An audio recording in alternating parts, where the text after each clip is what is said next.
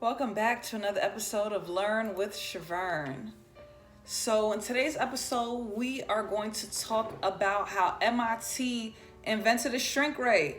So, Honey, I Shrunk the Kids is real now, y'all. Today's quote of the day is: "It's not for you to say who I am, it's for me to be who I am." How many of us don't know how to be who we are? Right? Some people are still trying to find out who they are, which is fine. That's okay. Everyone's journey is different. Everyone's journey has no time frame, right? But being authentic is so important, and a lot of people don't know how to be authentic. What does being authentic looks like? Just being you, not trying to mimic any behaviors or copy any behaviors or have energy come from you that's not authentic, right? Here's the thing when it comes to being authentic. If you're a person, if you are an individual who knows how to pick up on or sense other people's vibrations, man, you could spot an unauthentic person from a mile away, quick and easy, right? Because someone who is not authentic only uses their words to describe themselves. So they're like one of those people that are constantly going around explaining themselves to people because they're not authentic. So they're constantly trying to like explain to people who they are because they themselves, that moment is who they felt that they are. And so they elaborate that with their words. All right, so cool. Just be who you are, guys. Like, let's leave not being authentic in 2018. All right, let's bring back being genuine, being authentic. Let's bring that for 2019 and start it now. Let's not wait till January 1st, 2019.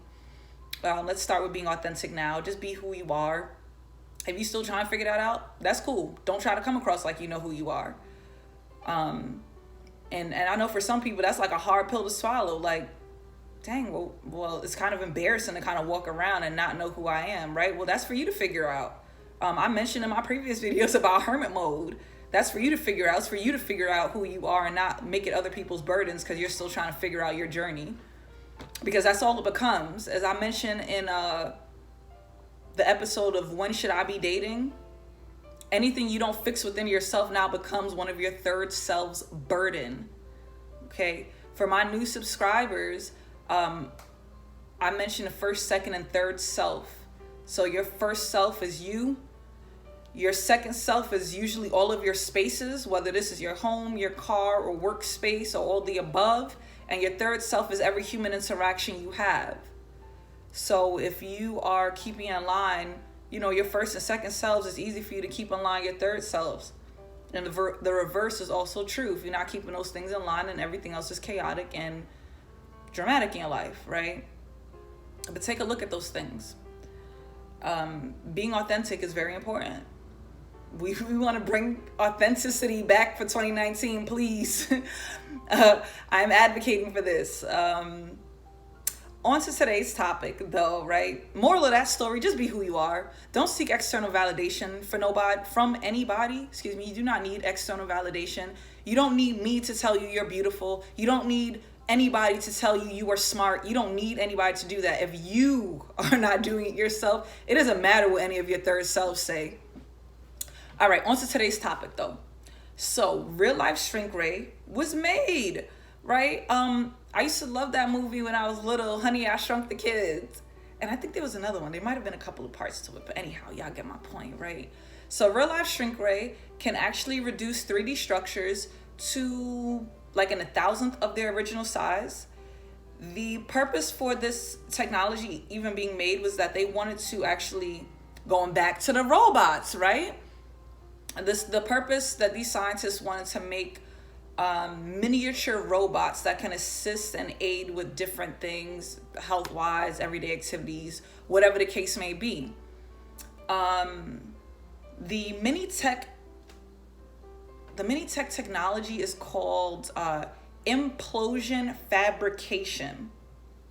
And merely with me, I had to write it down because some of these terminologies, pretty much, it can shrink anything and everything is like really the layman's terms, simple version of it. And that's just their fancy scientific way of it. It's meant to improve everyday life using tiny robots. They have successfully shrunk a few things. I did not see if they managed to successfully shrink a human, but apparently it is possible. I do remember reading something about that it is possible. It is possible to shrink a human because the device can shrink anything.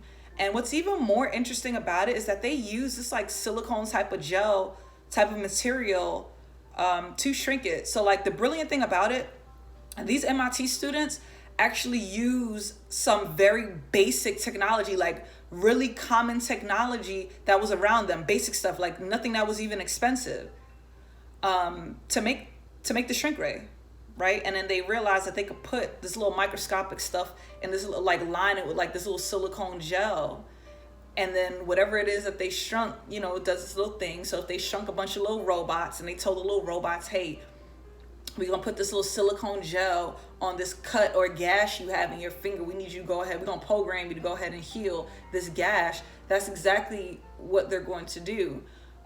As I've mentioned in my previous videos, like as wonderful and as great as technology is, it is still nothing in comparison to where we actually originated from in terms of technology. And I know that sounds far-fetched, but I want you guys to think about this. There are people who get paid to challenge already existing theories. What's an example of that, Shavern? Well, if you in the 80s babies like me, or 90s babies, you learned that the world was round, right? You learned that in school. Then some people, some dude, some jerk off decided to be like, hey, you know what? I don't have nothing else better to do. Let me figure out some stuff that's gonna shake things up and create controversy so I can create income from this controversy. And so, you know, somebody came out with the flat earth theory. And now we got a whole debacle about flat earth theory, and they got all this scientific money and all this junk that they put into it to prove flat earth theory, right? That's great. That's great. But a lot of these theories, again, they're just that, theories. Some of them can be proven, some can be disproven. Doesn't necessarily mean any of it is wrong. These are different degrees of truth, right? Just like an oven temperature, right? When you turn on the oven, it starts at 0 degrees. Nothing. It's cold. And theories are merely different degrees of truth. Not necessarily that any of them are wrong or that any of them are 100% right, but they may be a degree of what that particular truth is. And being able to understand that is pretty important. But this age of technology that we're moving into, I really just cannot begin to express to people like, please be mindful. Like, please watch this stuff. Because iRobot, the Terminator, all of that stuff, like, we're real deal living that. And I know there's like a couple of people who are like, oh, well, you know, that AI story, we don't know if it's true, or they're questioning it and stuff like that. It's fine. It doesn't matter whether or not that story is true or not, to be honest with you. Google Pepper. Pepper's real, right? What makes Pepper so different from having the potential to be any of those 4 AIs? What makes Pepper so different from doing that? What makes the parkour robot, what makes Atlas so different from being these 4 AIs? So regardless if that story is factual or not factual, right? It doesn't even matter. We have AIs. Just like, and here's the thing about it.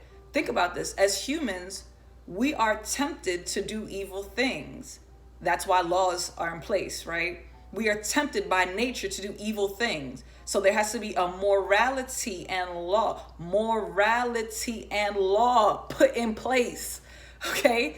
If an artificial intelligence, which has no soul, which is based on computations, right? If it decides or deems that this is correct, what do you think it's going to do? Is it that far-fetched to think that it can become this thing? I don't believe that's far-fetched at all. If you're keeping an open mind, again, as I'm saying, it doesn't even matter whether or not the 4 AIs killed the 29 robots, so it doesn't matter if it happened in South Korea, Japan, China. It don't even matter. Guess what? Here in America, we got Atlas. Guess what? In the UK, they got Pepper. It does not matter where you are. Just the fact that these items exist where you are is reason enough for you to be mindful. And that's merely my point. That was merely my point I wanted to make in the previous video. Be mindful of it. Be prepared.